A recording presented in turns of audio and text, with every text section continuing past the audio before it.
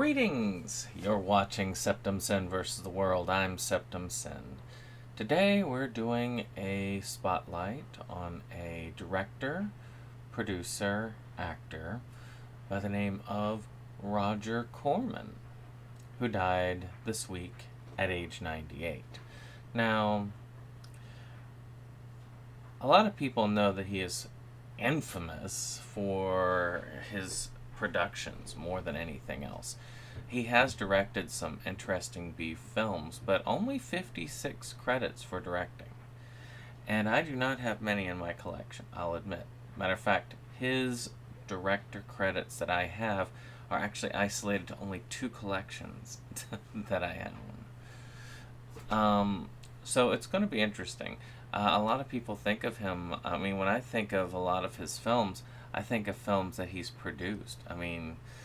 Good examples like Rock and Roll High School Forever. That was not him at all. He didn't direct it at all. He produced it. Sharktopus, again, produced it. So it is interesting to associate. Even the Fantastic Four movie, it wasn't his directorial, it was not his, as far as direction is concerned. He had nothing to do with the direction. He was a producer. So really and truly, I would say Roger Corman should be known mostly as an epic producer who helped bring a lot of dreams to life. But we're going to be covering those few films that I do have that he directed. If I was to cover the films he produced, I'd probably have a stack like 1 billion times high. So there's not many. There's about 5, I believe, in the collection right now, and under 2 collections. So the first 2, I believe it's 2, are on this set here, which is Attack of the Bees. Now, I love this one. It is a great collection of B movies. There are 18 B movies on here that are just amazing. And there are 2 of these that are his. So let's see here. I'm looking for it. It's not Wasp Woman, which is one of them. Essentially, basically, a woman that is a killer woman. Again, Wasp Woman. And then A Bucket of Blood is on here, which was one of the first Roger Corman directed films I'd seen outside of Mystery Science Theater 3000, who is, Teenage Caveman, all these, It Tried to Conquer Planet Earth or something like that. He did a lot of those B movies back then, and Bucket of Blood is actually pretty good. It has that thing of, essentially, this guy creates statues of living people who he has killed, and it is an interesting movie. And of course, the last of this is the original Little Shop of Horrors, which has an early appearance by Jack Nicholson in it, which is pretty cool. Most people know Little Shop of Horrors for the, Rick Moranis version, which is very memorable in its own sense.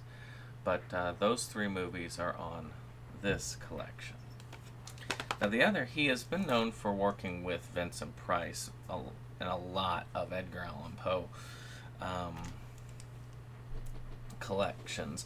So here we've got Tales of Terror, we've got The Pit and the Pendulum, and we've got The Raven. Now, 2 of those, actually all 3 of those have Vincent Price, and I want to say at least 2, I think even the 3rd one, the Tales of Terror, is also Edgar Allan Poe adaptations. Now, Pit and the Pendulum, really good. This is a classic one.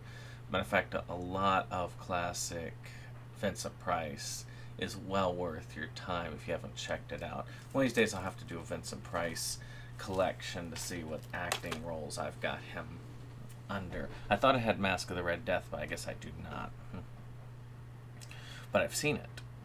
So this is a really short one today, but I wanted to pay some respects to the man who brought so many films to us. Without his production, I don't think we would have seen half as many cool films as we have today. And his imagination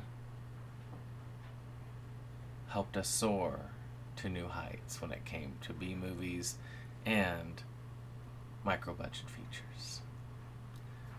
Well, this has been SeptumSin. This was another Director Spotlight, and we'll see you on the next one. Bye-bye. This is the end of the show. We hope you liked it though. We had our spend, had time afraid. It's almost time to go. This is the end of the show. But we felt you'd like to know. A bunch of friends right to the end. Our link just down below. This is the end of the show. So help us let you know. 'Cause here's Jake to say the things we thought just couldn't go. And now we would like to take a moment to thank our friends at the Rebel Gaming Club for our rollicking opening number that has been gracing our videos for some time now. And we want to thank all our friends who come out for various projects and what have you. We have numerous links below, and we very much encourage you to check them out and give the other people a visit as well. Hello, my friends! Hey! Yeah! Eddie, you're in too! Pour yourself a drink!